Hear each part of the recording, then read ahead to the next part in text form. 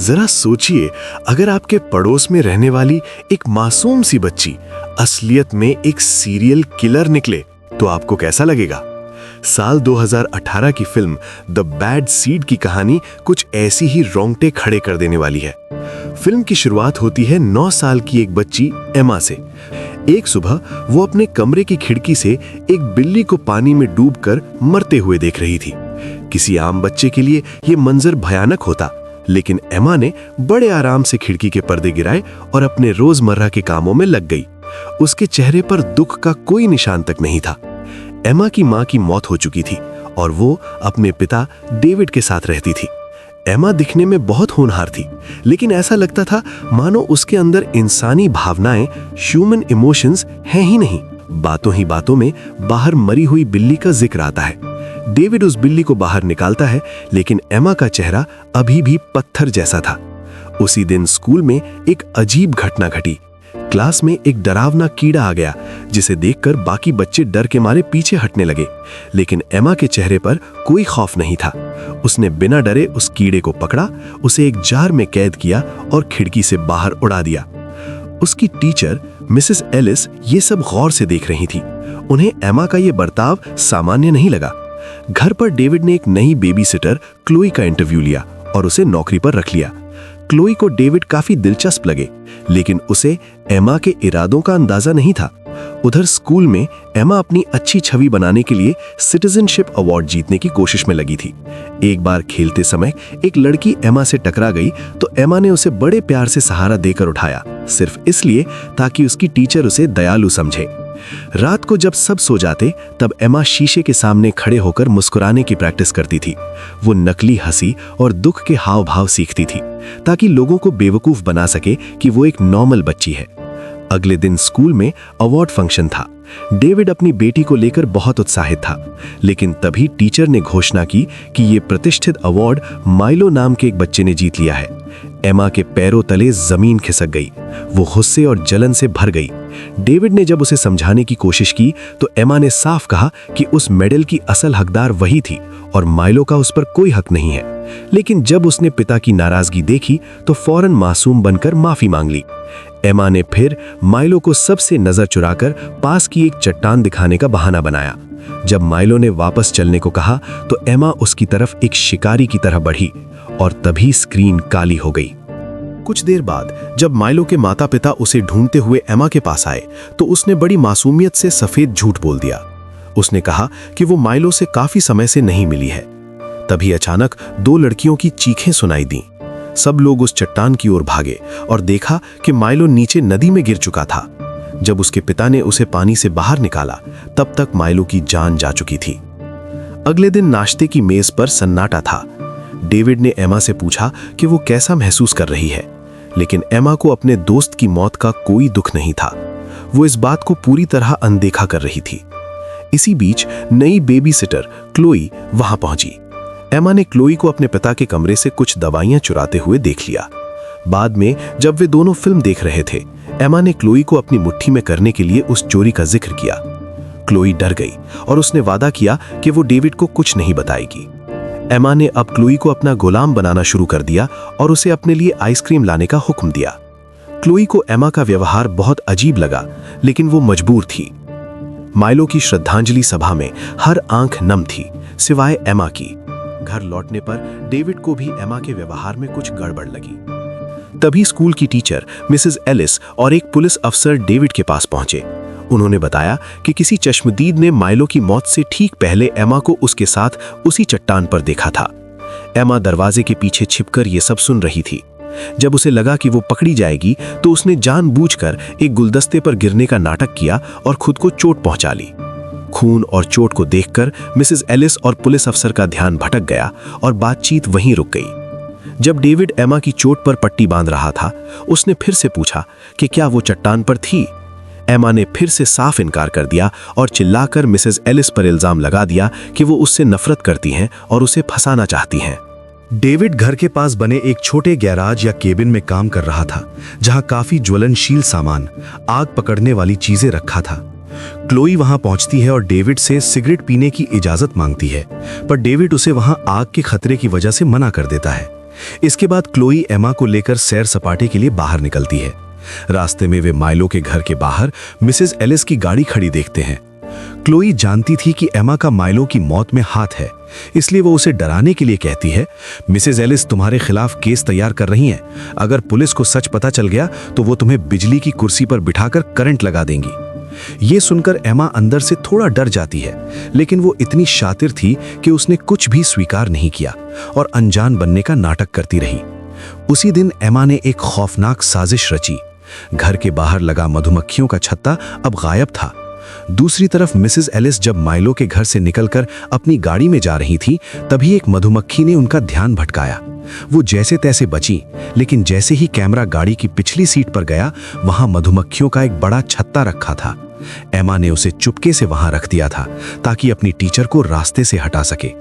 कुछ ही देर बाद उन मधुमक्खियों की वजह से मिसेस एलिस की गाड़ी का भयानक एक्सीडेंट हो गया और उनकी मौत हो गई। इधर घर पर क्लोई को एमा के बिस्तर के नीचे से माइलो का वो गोल्ड मेडल मिल गया। एमा को सबक सिखाने के लिए क्लोई ने वो मेडल डेविड के कमरे में एक लैंप से टांग दिया। जब एमा कमरे में आई तो मेडल देखकर उसके होश उड़ गए। उसने तुरंत उसे उतारकर अपने पीछे छुपाया, लेकिन तभी डेविड बाथरूम से बाहर आ गया और उसने एमा को मेडल के साथ रंगे हाथों देख लिया। डेविड ने एमा से कड़ी पूछताछ की, लेकिन एमा ने फिर एक कहानी बना दी। उसने कहा कि माइलो ने खुद उसे वो मेडल दिया था। डेविड का दिमाग चकरा गया और वो शांति के लिए गाड़ी लेकर बाहर निकल गया। रास्ते में उसे मिसेस एलिस की दुर्घटनाग्रस्त गाड़ी मिली। डेविड अब पूरी तरह टूट चुका था। उसे माइलो और एमा के बुरे सपने आने लगे थे। अगले दिन डेविड एमा को माइलो के घर ले गया ताकि वो मेडल उसकी मां को लौटा सके। वहां माइलो की मां ने बताया कि मिसेस एलिस की मौत मधुमक्खियों के हमले से हुए एक्सीडेंट में हो गई है। ये सुनकर एमा वहां तो फूट फूट कर रोने लगी कि मिसेस एलिस उसकी सबसे पसंदीदा टीचर थी, लेकिन जैसे ही वे घर लौटे उसका सारा दुख गायब हो गया और वो मजे से क्लोई के साथ खेलने लगी। डेविड ने जब देखा कि घर के बाहर का मधुमक्खियों का छत्ता वाकई गायब है तो उसे यकीन हो गया कि उसकी अपनी बेटी एक कातिल है। डेविड को अब अपनी बेटी पर पूरा शक था, इसलिए वो उसे मनोवैज्ञानिक डॉक्टर मार्श के पास ले गया। एम्मा इतनी शातिर थी कि उसने डॉक्टर के सामने भी मासूमियत का नाटक किया और उन्हें बेवकूफ बनाने में कामयाब रही। हालांकि डॉक्टर मार्श ने डेविड को जाते जाते चेतावनी दी कि एम्मा किसी सामान्य बच्चे की तरह नहीं है। वो अपनी भावनाओं को बहुत अच्छी तरह नियंत्रित करना जानती है। घर लौटने पर डेविड ने देखा कि क्लोई बाहर धूप का आनंद ले रही थी। क्लोई ने मजाक में डेविड से कहा कि वो उसकी तरफ आकर्षित लग रहा है और शायद एक दिन वो एम्मा की सौतेली मां बन जाए। ये बात एम्मा ने सुन ली और वो गुस्से से पागल हो गई। उसे लगा कि क्लोई उसके और उसके पिता के बीच आ रही है। उस शाम डेविड किसी काम से बाहर जा रहा था। एम्मा ने उसे रोकने की कोशिश की और क्लोई की शिकायत की, लेकिन डेविड जल्दबाजी में उसे अनसुना करके चला गया। क्लोई घर में टीवी देख रही थी जब उसे बाहर छोटे गेस्ट हाउस यानी पूल हाउस की तरफ से कुछ शोर सुनाई दिया। वो एम्मा को ढूंढते हुए बाहर गई। जैसे ही क्लोई उस छोटे घर के अंदर घुसी, एम्मा ने बाहर से दरवाजा लॉक कर दिया। क्लोई ने दरवाजा खोलने की बहुत कोशिश की, लेकिन तभी वहां आग भड़क उठी। खिड़की के बाहर से एम्मा उसे जलते हुए बड़े सुकून से देख रही थी। क्लोई आग की लपटों में घिर गई और उसकी तड़प तड़प कर मौत हो गई। जब डेविड घर पहुंचा तो पुलिस ने उसे क्लोई की मौत की खबर दी। एम्मा उस वक्त एक पुलिस ऑफिसर के घर पर थी जहां डेविड ने उसे गले लगाया, पर उसके मन में अब खौफ बैठ चुका था। उस रात डेविड एम्मा के कमरे में गया और उसके सामने बैठकर बड़े प्यार से सच उगलवाने की कोशिश की। उसने वादा किया कि वो उसकी मदद करेगा। एम्मा ने आखिरकार मान लिया कि उसने ही माइलो को चट्टान से धक्का दिया था, क्योंकि माइलो उसका मेडल लेकर टीचर से शिकायत करने वाला था। उसने बड़े ही ठंडेपन से कहा, चिंता मत करो डैड, मैं ऐसा दोबारा नहीं करूंगी। डेविड अंदर तक हिल गया। उसे लगा कि एम्मा का ये सिलसिला बहुत पुराना है। उसने अपनी पिछली दाई नैनी मिसेस लेविया के बारे में पूछा। एम्मा ने बिना किसी पछतावे के बताया कि उसने ही उन्हें सीढ़ियों से धक्का दिया था, क्योंकि उन्होंने उसका हाथ बहुत जोर से पकड़ा था। एम्मा ने यह भी स्वीकार किया कि मिसेस एलिस और क्लोई को भी उसी ने मारा है। डेविड सन्न रह गया। उसकी अपनी नन्ही सी जान एक खतरनाक कातिल थी। अगली सुबह वो एम्मा को लेकर अपने दूर वाले लेक हाउस चला गया। उसे लगा कि शायद वहां वो अपनी बेटी को सुरक्षित रख पाएगा। लेकिन शाम को जब पुलिस का फोन आया कि क्लोई के घर की आग जानबूझकर लगाई गई थी, तो डेविड समझ गया कि अब एम्मा का बचना मुश्किल है। अगली सुबह जब डेविड सो रहा था, एमा उसके कमरे में आई और बड़े प्यार से उसके माथे को चूमा, लेकिन यह प्यार नहीं, विदाई थी।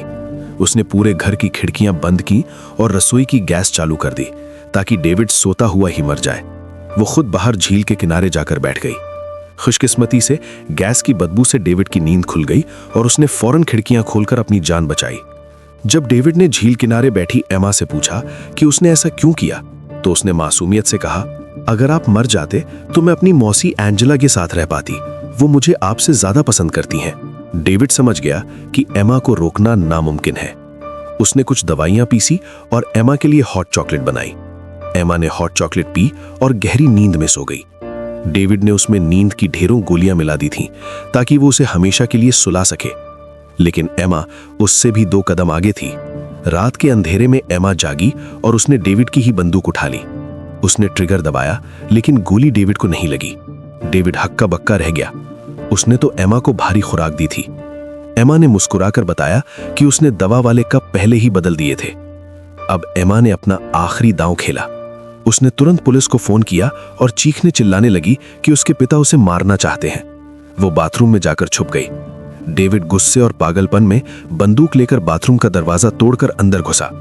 जैसे ही उसने एमा पर बंदूक तानी, घर का सिक्योरिटी गार्ड ब्रायन वहां पहुंच गया। उसे लगा कि एक सनकी पिता अपनी मासूम बच्ची को मार रहा है।